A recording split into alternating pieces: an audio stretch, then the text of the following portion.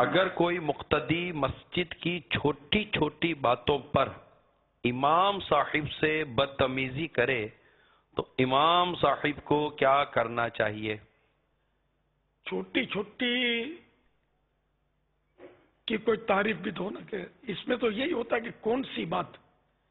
اب رہا کہ امام صاحب پر اعتراض، تو یہ تو ہے بڑا مطلب ہے کہ معاملہ جو ہے یہ گمبھیر ہے.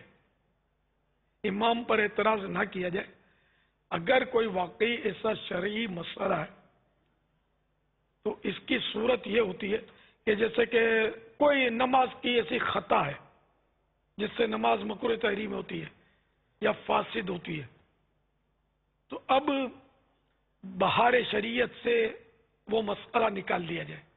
اگر اتنا علم ہے وہ مسئلہ نکال لیا جائے جس میں امام خطا کر رہا ہے، اور حکمت عمل یہ کہ امام کو یہ نہیں کہا جائے کہ تم غلط کرتے ہو.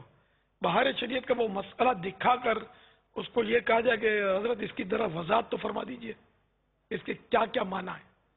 تو اگر وہ حضرت سمجھدار ہوں گے تو سمجھ جائیں گے کہ یہ مبلغ یا یہ جو ہے سمجھانے والا بڑا سمجھدار ہے، اور ان کو غصہ امید ہے کہ نہیں آئے گا، اور حالات خراب نہیں ہوں گے اور گناہوں کے دروازے نہیں کھلیں گے. ورنہ وہ گناہوں کے دروازے کھلنے کا اندیشہ بہت ہوتا ہے.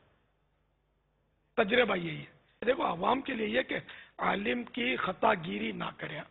اگر وہ امام عالم ہے، ہر امام عالم نہیں ہوتا، عالم ہے تو اس کی خطا گیری نہ کرے کہ اس کی بھی ممانعت موجود ہے، تو وہ سنبھل کر بات کرنی ہے.